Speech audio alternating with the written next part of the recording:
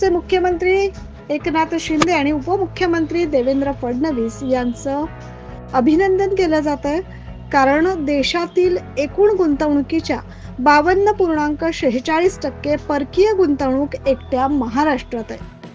गेल्या 2 वर्षांपासून सातत्यानं ही परकीय गुंतवणूक आकर्षित करण्यात क्रमांक 1 वर महाराष्ट्र राहिला, त्यामुळेच या दोघांचं अभिनंदन केलं जात आहे।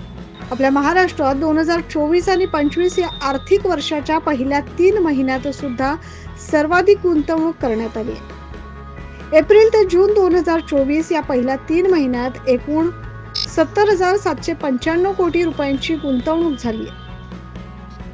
पाहूया एकंदरीत आकडेवारी।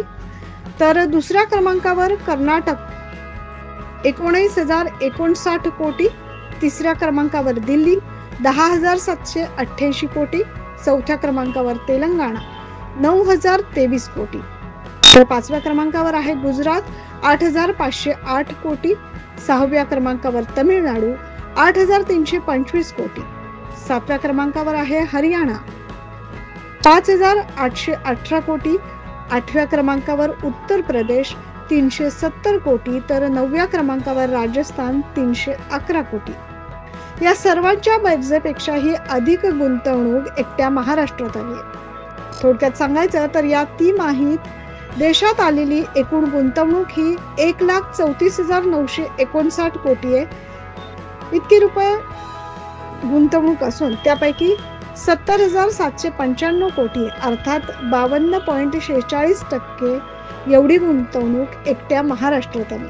यापूर्वी 2022 आणि 23 मध्ये 1,18,422 कोटी कर्नाटक, दिल्ली, गुजरात यांच्या एकत्रित बेरजेपेक्षा अधिक आणि 2023-24 मध्ये 1,25,101 कोटी रुपये म्हणजे गुजरातपेक्षा दुपटीहून अधिक आणि गुजरात आणि कर्नाटक या दोघांच्या बेरजेपेक्षाही अधिक राज्यात 2014 ते 2019 या काळात सत्तेत असताना 3,62,161 कोटी रुपये परकीय गुंतवणूक महाराष्ट्रात आली होती। 2.5 वर्षात राज्य सरकारने 5 वर्षांचं काम करून दाखवू हे पहिल्याच दिवशी ठणकावून सांगितलं होतं आणि आता 2.25 वर्षात 3,14,318 कोटी रुपयांची गुंतवणूक आणून दाखवली। तर अजून पुढची 3 महिन्याची आकडेवारी येणं बाकी आहे। महाराष्ट्राची अशीच विक्रमी घोडदौड जाणून घेण्यासाठी पाहत रहा 9 news Maharashtra. Bureau report 9 news Maharashtra.